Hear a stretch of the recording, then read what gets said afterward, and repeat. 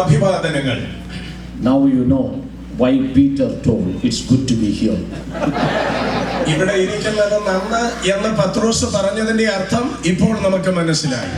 Everyone should be feeling that we can still continue to be in the worship. Thanks, brother Zach. കർത്താവിന്റെ ദാസൻ sac നയിച്ച വർഷിപ്പിൽ തുടർന്ന് മുമ്പോട്ട് പോകുവാൻ നമുക്ക് എല്ലാവർക്കും താല്പര്യമുണ്ട്.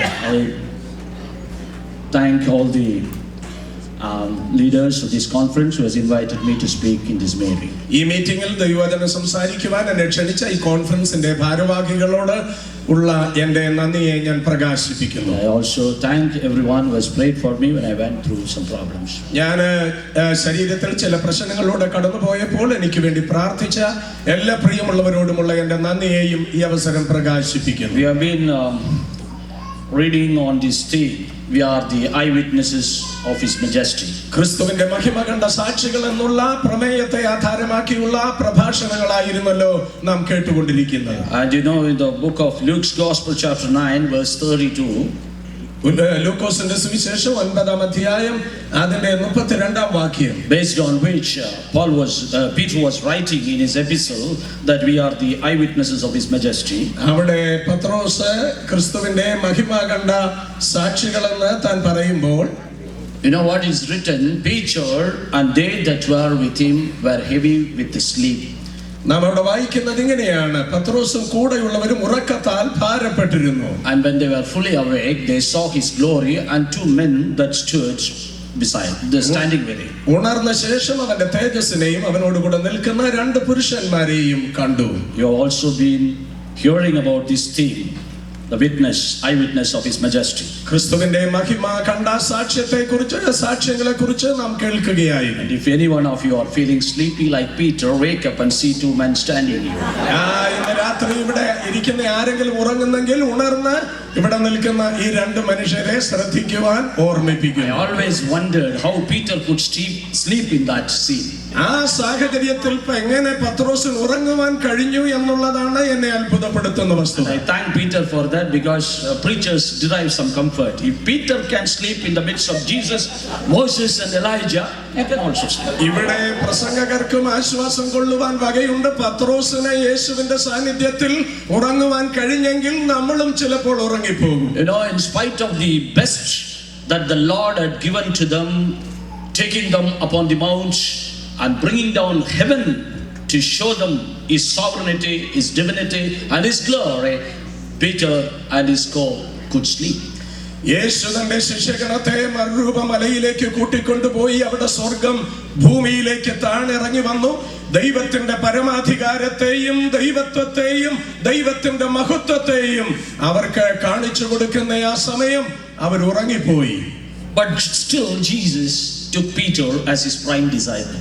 എന്നിട്ടും പത്രോസിനെ യേശു തന്റെ ശിഷ്യഗണത്തിൽ പ്രധാനിയായി കണ്ടു. Not just one of His disciples, but His prime leader. ശിഷ്യന്മാരിൽ ഒരുവനായിട്ടല്ല, ശിഷ്യഗണത്തിന്റെ നടുവിൽ പ്രധാന നേതാവായിട്ട് യേശുവിനെ കണ്ടു. If this was the first encounter that Jesus had with Peter, he would not have done so. യേശുവും പത്രോസുമായിട്ടുള്ള ആദ്യ കണ്ടുമുട്ടൽ ഇങ്ങനെ ആയിരുന്നെങ്കിൽ ആ വിധം would not have taken him as his prime disciple. പത്രോസിനെ യേശു കർത്താവ് ആ നിലയിൽ ഒരു നേതൃസ്ഥാനത്തേക്ക് കൊണ്ടുവരുമായിരുന്നു. But there was another scene. എന്നാൽ മറ്റൊരു കാഴ്ച എവിടെയുണ്ട്? That's what I want to impress upon you tonight. ഇന്ന് രാത്രി അതാണ് നിങ്ങളുടെ മനസ്സിലേക്ക് കൊണ്ടുവരുവാൻ ആഗ്രഹിക്കുന്നു. I know a great servant of God, Pastor T.J. Samuel is there to speak to you from the word. ദൈവത്തിന്റെ വചനത്തിൽ നിന്ന് ഇതിന് ശേഷം കർത്താവിന്റെ ദാസൻ ടി.ജെ. സാമുവേൽ ഇവിടെ പ്രസംഗിപ്പാനുണ്ട് എന്ന് എനിക്കറിയാം. I just want to give you a carry home idea. അതുകൊണ്ട് ഒരു ആശയത്തിന്റെ അതിന്റെ ഏറ്റവും സംക്ഷിപ്ത രൂപമാണ് നിങ്ങൾക്ക് നൽകുവാൻ ആഗ്രഹിക്കുന്നത്. You know the story of Peter catching fish in the Luke's Gospel chapter 5. ലൂക്കോസ് സുവിശേഷം 5-ാം അധ്യായത്തിൽ പത്രോസ് മത്സ്യബന്ധനം നടത്തുന്നത് നമുക്ക് കാണുവാൻ കഴിയും. When Jesus ordered him to drop his nets in the deep and then he could catch 2 boats full of fishes. നിന്റെ ആഴത്തിലേക്ക് നീക്കി വലയിറക്കുക എന്ന് പത്രോസിനോട് യേശു പറഞ്ഞപ്പോൾ അവൻ അങ്ങനെ ചെയ്തു എന്ന് വായിക്കുന്നത് ബോട്ട് നിറയത്തക്കവണ്ണം അവന് മീൻ ലഭിപ്പാനിടയായി. And then Peter was standing there. എന്നിട്ട് പത്രോസ് അവിടെ നിൽക്കുന്ന സമയം He's looking the 2 boats full of fishes. രണ്ട് ബോട്ടും നിറയെ മത്സ്യം പത്രോസിന് നോക്കിട്ടി അത് നോക്കി അവൻ നിൽക്കുകയാണ്. The best catch in his life. അവന്റെ ജീവിതത്തിലേക്കും വെച്ച് മത്സ്യബന്ധനം നടത്തിയതിൽ കിട്ടിയതിൽ ഏറ്റവും വലിയ കിട്ടലായിരുന്നു. The majesty of his business. അവന്റെ ബിസിനസിന്റെ മഹത്വമാണ് അവൻ കണ്ടത്. Majesty of his profession. അവന്റെ ജോലിയുടെ മഹത്വമാണ് അവൻ രണ്ട് ബോട്ടിലും കാണുന്നത്. The majesty of the material gains. ഭൗതികമായ നേട്ടങ്ങളുടെ മഹത്വമാണ് പത്രോസ് നോക്കി കാണുന്നത്. He would have never got a chance like that in his life before. അവന്റെ ജീവിതത്തിൽ ഇതിനു മുമ്പ് ഒരിക്കലും ഇതുപോലെ ഒരു അവസരം അവന് ലഭിച്ചിരുന്നില്ല. And then he looked at Jesus. എന്നിട്ട് അവൻ യേശുവിന്റെ മുഖത്തേക്ക് നോക്കി. He looked at the fishes. അവൻ വീണ്ടും അവന്റെ ബോട്ട് നിറയുള്ള രണ്ട് ബോട്ട് നിറയുള്ള മത്സ്യം നോക്കി. He looked at Jesus. എന്നിട്ട് വീണ്ടും തിരിഞ്ഞവൻ യേശുവിനെ നോക്കി. He looked at the majesty of the 2 boats full of fishes. അവന്റെ രണ്ട് ബോട്ടിൽ നിറഞ്ഞു കിടക്കുന്ന മത്സ്യം ആ ഭൗതിക മഹത്വം അവൻ കണ്ടു. He looked at the majesty of Jesus. എന്നിട്ട് യേശുവിന്റെ മുഖത്തേക്ക് താൻ നോക്കിയപ്പോൾ ക്രിസ്തുവിന്റെ മഹത്വം അവൻ കണ്ടു. Then he decided to follow Jesus. അവൻ തീരുമാനിച്ചതാണ് ഈ യേശുവിനെ പിന്തുടരുവാൻ. He passed the test wonderfully that day. He passed the test. ആ പരീക്ഷ അവൻ അത്ഭുതകരമായി വിജയിച്ചു. When he saw the majesty that the world can give, the majesty that materialism can give, the majesty that hard work or money can give, and he also saw Jesus, he decided to follow Jesus.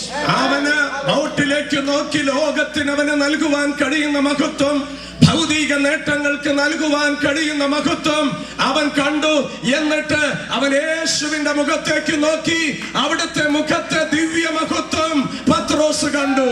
Now we have been discussing about the theme of that we are the eyewitnesses of his majesty. യേശുവിന്റെ മഹിമ കണ്ട സാക്ഷികൾ എന്നുള്ള ചിന്തയെ ആസ്പദമാക്കിയാണല്ലോ നാം ചിന്തിച്ചുകൊണ്ടിരുന്നത്. Now can I ask you this question? If you are faced with these 2 majesties, which will you choose? ഇന്ന് രാത്രി ഞാൻ നിങ്ങളോട് ചോദിക്കട്ടെ, പത്രോസ് കണ്ട ഈ രണ്ട് വ്യത്യസ്ത മഹത്വങ്ങൾ, ഒന്ന് ഭൗതിക മഹത്വം, ക്രിസ്തുവിന്റെ മുഖത്ത് വിളങ്ങിയ മഹത്വം, ഇത് രണ്ടും നാം കാണുന്നെങ്കിൽ നാം ഏത് തിരഞ്ഞെടുക്കും? How many of us can say, putting our hand on our heart and say, when I see these 2 majesties, I'm seeing all the time the majesties the world can give, the majesty that materialism can give, the majesty that probably my hard work, finances, everything can give. I will rather choose Jesus than any of this. ഇന്ന് രാത്രി എത്ര പേർക്ക് നെഞ്ചത്ത് കൈവച്ചുകൊണ്ട് പറയുവാൻ കഴിയും, ലോകത്തിന് തരുവാൻ കഴിയുന്ന മഹത്വത്തെക്കാൾ, ഭൗതികതയ്ക്ക് തരുവാൻ കഴിയുന്ന മഹത്വത്തെക്കാൾ, എന്റെ കഠിന പ്രയത്നം വഴി ലഭിക്കുന്ന മഹത്വത്തെക്കാൾ ഞാൻ ക്രിസ്തുവിന്റെ മഹത്വം തിരഞ്ഞെടുക്കും. That is why Peter was chosen as the prime disciple. അതുകൊണ്ടാണ് പത്രോസിനെ യേശുവിന്റെ ശിഷ്യഗണത്തിൽ പ്രധാനിയായി യേശു കണ്ടത്. You know, Jesus said about Satan, the prince of this world. യേശു കർത്താവ് ഈ ലോകത്തിന്റെ പ്രഭുവിനെ കുറിച്ച് പറഞ്ഞു.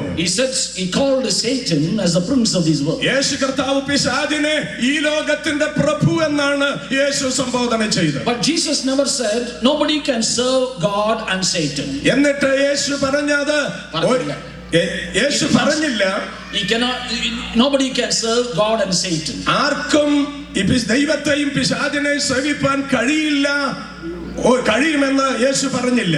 But he said nobody can serve God and mammon. എന്നാൽ യേശു പറഞ്ഞു, ദൈവത്തെയും മാമോനെയും ഒരുമിച്ച് സേവിപ്പാൻ ആർക്കും കഴിയില്ല. You know what I'm telling? If I ask a question, can you serve God and Satan? 100% the world will say no. Even non-believers may say no. ദൈവത്തെയും പിശാചിനെയും സേവിപ്പാൻ കഴിയുമോ എന്ന് ചോദിച്ചാൽ 100% അത് കഴിയുമെന്ന് പറയുവാൻ കഴിയുന്ന ആരുമില്ല. Nobody will volunteer to say I will serve Satan. ആരും പറയില്ല ഞാൻ പിശാചിനെ സേവിക്കുമെന്ന് സ്വമേധയാ പറയുവാൻ ആരും തയ്യാറല്ല. But if this question is put to us, can you serve God and money? എന്നാൽ ഈ ചോദ്യം നമ്മുടെ മുൻപിലേക്ക് വെക്കുന്നു എന്ന് ചിന്തിക്കുക, ദൈവത്തെയും മാമോനെയും പണത്തെയും സേവിപ്പാൻ കഴിയുമോ?